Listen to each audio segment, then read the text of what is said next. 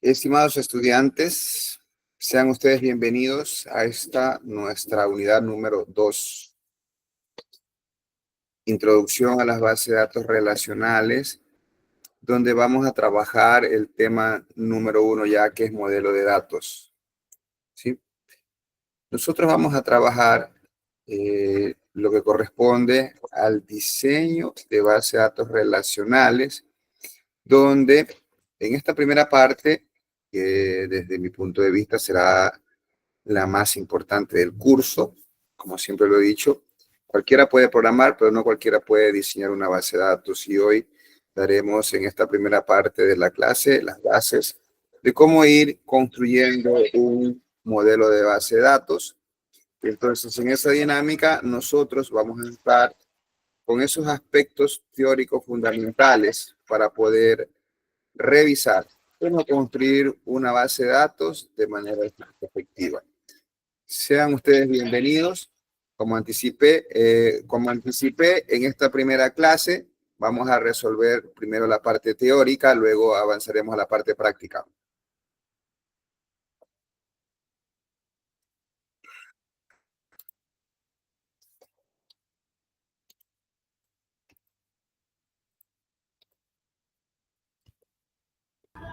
Ingeniero, buenas tardes. Disculpe que le interrumpa. Supuestamente ayer se abrió un test. No, tranquilo. Esperemos calma lo del test. Lo resolvemos al finalizar la clase. Ya el día de mañana estará, entiendo que no lo tenían, quedará pendiente y revisado hasta el fin de semana. Tranquilo. No incluye esta parte de hoy. Solo incluye hasta la parte previa, ¿ok? Hasta la última clase incluye. Esta parte es nuevo. Esto no entra al test que van a dar, ¿sí? Y gracias por hacer acuerdo eso para que el resto de compañeros esté al tanto, ¿no? Antes de empezar a diseñar una base de datos, nosotros debemos concebir lo siguiente: el ciclo de vida de un sistema de información. Entonces, en eso, nosotros debemos estar claros que hay un proceso para construir un software. Sí, debemos conocer también que hay una parte muy importante que es el ciclo de vida que se sigue para construir un sistema, y dentro de ese ciclo de vida viene algo más específico que también es el ciclo de vida de una base de datos, donde dentro de esto está el proceso del diseño de una base de datos. Y aquí a la derecha tenemos, como quien diría, un zoom, una ampliación de ese proceso del diseño de una base de datos, que parte de una fase inicial donde hay que hacer el análisis de los requerimientos. Luego hay que hacer el diseño conceptual que nos ocupa en este parcial. Luego debemos elegir el sistema de gestión de base de datos. Si es una empresa donde usted está recién implementando, hay que elegir cuál es el motor. Luego hay que hacer el diseño lógico y por último el diseño físico, que ya será de acuerdo al sistema de base de datos que usted ha elegido, para finalmente hacer la instalación. Y luego que esté en proceso la implementación, hay que hacer actividades de mantenimiento rutinario de las bases de datos. El modelado de datos incluye una planificación, un análisis, un diseño. Ese diseño es el que lo vamos a ver en esta parte del curso. Luego hay que hacer la implementación, no puede saltarse la parte de las pruebas, hasta hacer la instalación y el despliegue. Y luego, como anticipé, ya viene lo que es el uso de la base de datos y el mantenimiento que hay que darle a las bases de datos, que es una tarea, como hemos visto en sesiones previas, del administrador de base de datos. Entonces, el diseño de la base de datos es una cosa, y otra cosa también que van muy relacionadas, pero es diferente, es el diseño de las aplicaciones como tal, la interfase y toda esa situación que se ve en ingeniería de software.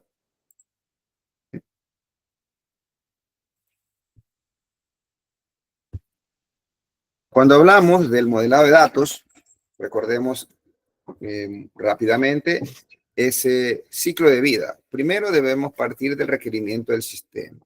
En ese requerimiento de que el sistema va a tener tal o cual funcionalidad, ya se viene implícito lo que es el requerimiento de datos.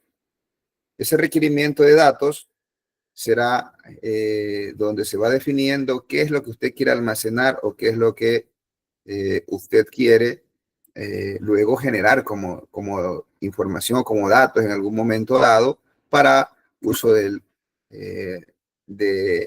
funcionario o el usuario. La implementación de las bases de datos es lo que sigue ya una vez que usted la ha diseñado, luego que usted ha diseñado, ha implementado esa base de datos, en algunos casos necesita carga de unos datos iniciales o conversión de datos si existen ya en otros formatos para poder arrancar con su sistema. También se hace un proceso de conversión de aplicaciones, si es que ya existía una previa, hay que cambiar las aplicaciones también. Siempre hay un proceso de pruebas y de validación y luego ya finalmente está puesto la operación y la administración y el mantenimiento de la base de datos. El diseño de la base de datos como tal implica estos grandes procesos o subprocesos, los podríamos llamar. El primero, que es el diseño conceptual, donde se hace una descripción de un esquema a muy alto nivel, donde inclusive participa el usuario, ayudándole a definir esas entidades, esos atributos que se quieren modelar para almacenar datos.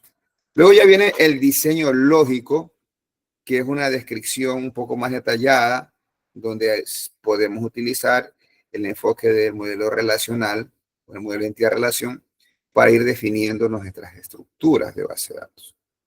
Finalmente, cuando esté normalizado, que es algo que veremos en este curso, nos toca hacer el diseño físico, que no es otra cosa que decir específicamente el DBMS que vamos a utilizar. Las fases del diseño de la base de datos implican, una vez más, el análisis de los requisitos, el diseño conceptual, la elección del sistema de gestión de base de datos, el diseño lógico, ¿sí?, para ir al diseño físico, finalmente, hasta llegar a la instalación y mantenimiento de la base de datos. Cuando hablamos del diseño conceptual, es crear un esquema independiente de cualquier motor de base de datos que usted vaya a elegir. Allí no está haciendo programación, no está haciendo definiciones que condicionan la utilización de uno u otro motor de base de datos.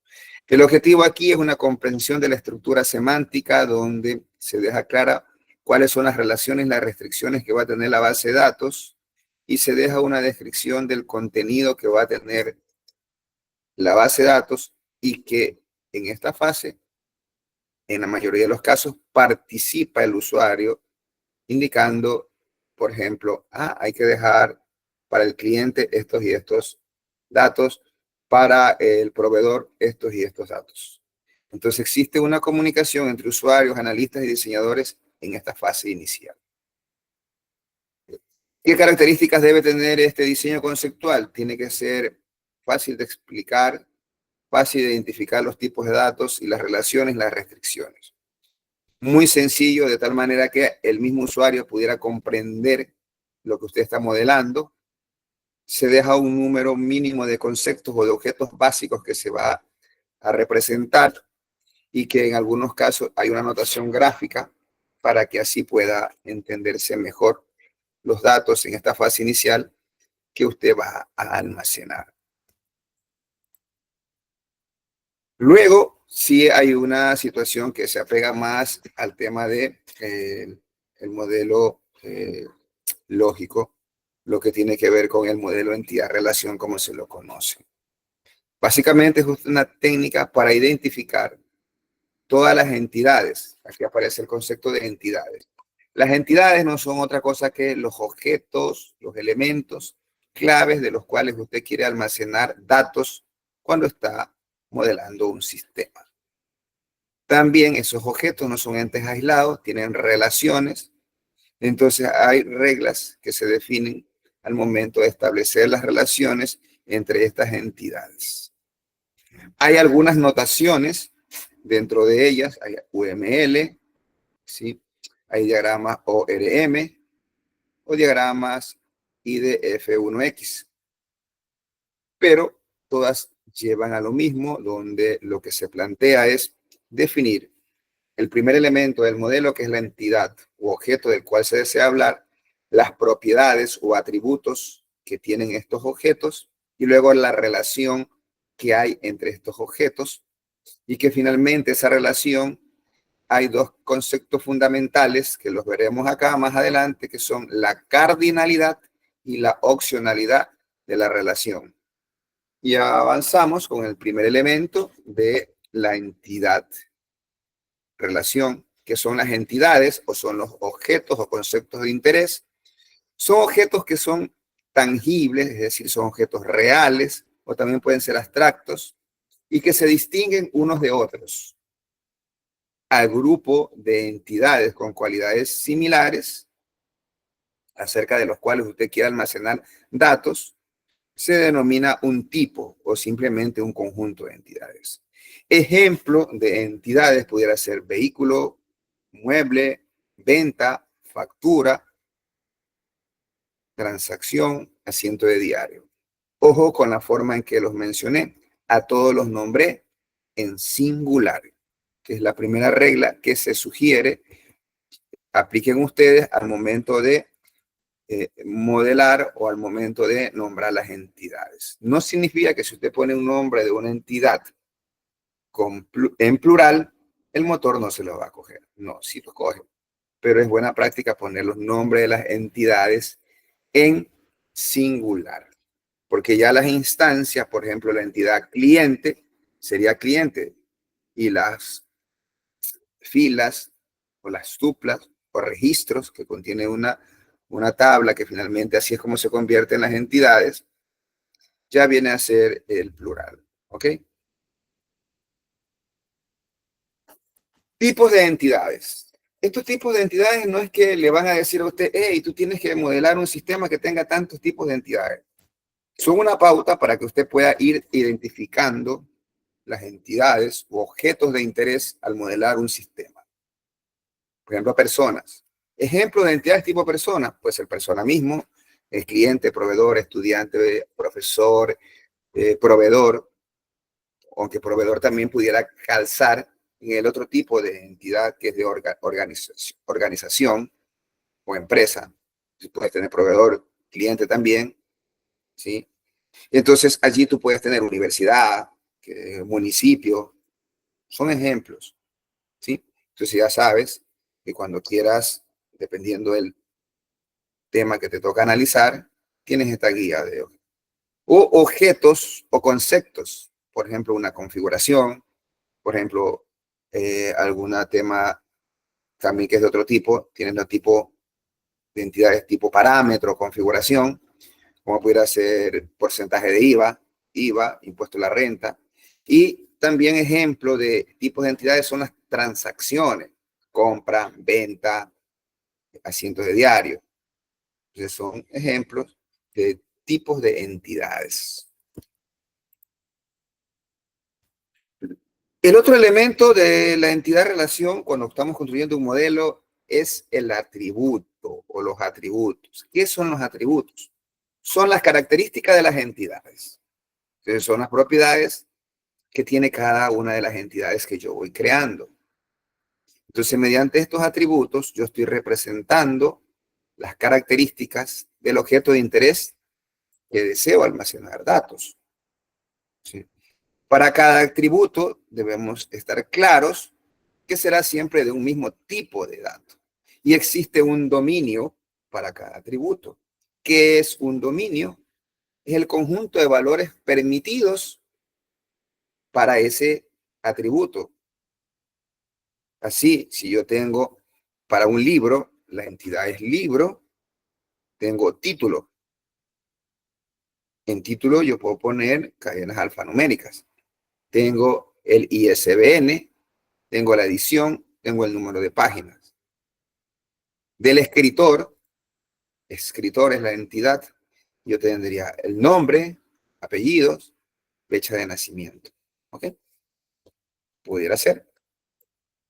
Las relaciones, como anticipé, cada uno de estos objetos con sus propiedades no son entes aislados, guardan una conexión entre ellas y entonces a ese elemento se le llama relación. relaciones.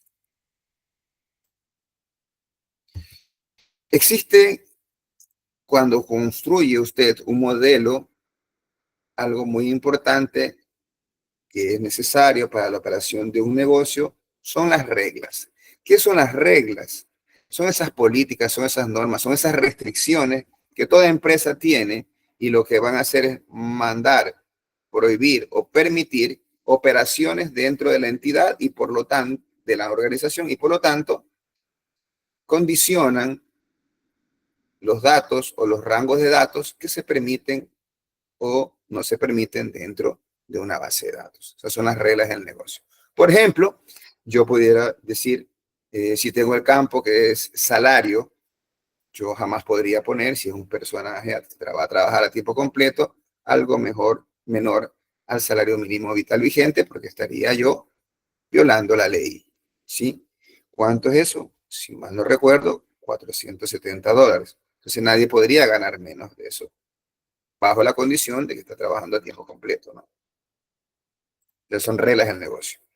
Y entonces, ahora, ya vámonos a la práctica. Esta parte la voy a desarrollar yo. Luego haremos una pausa para que usted analice lo que viene luego y lo desarrollamos, ¿no? Dice, definición de entidades y atributos. Ahora se lo pongo fácil. Yo tengo el enunciado.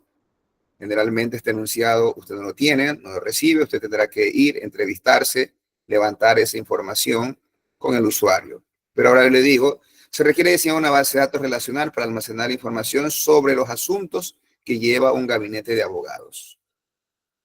Dice, cada asunto tiene un número de expediente que lo identifica y corresponde a un solo cliente.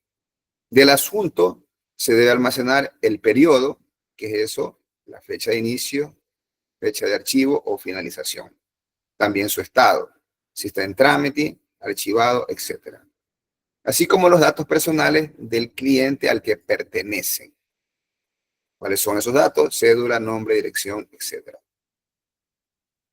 Un dato adicional es que algunos asuntos son llevados por uno o varios procuradores. De estos procuradores también nos interesa sus datos personales. Entonces, ¿cuál es el paso número 1? De que usted lea, comprenda, analice bien. Hay que señalar las entidades. Y entonces, ¿cuáles son esas entidades que yo debería tener allí? ¿Sí? Si yo dejo aquí este problema y yo le digo, por favor, ahora, y haremos una pausa de unos minutos para que usted me escriba en el chat cuáles son esos objetos o entidades. ¿Ok?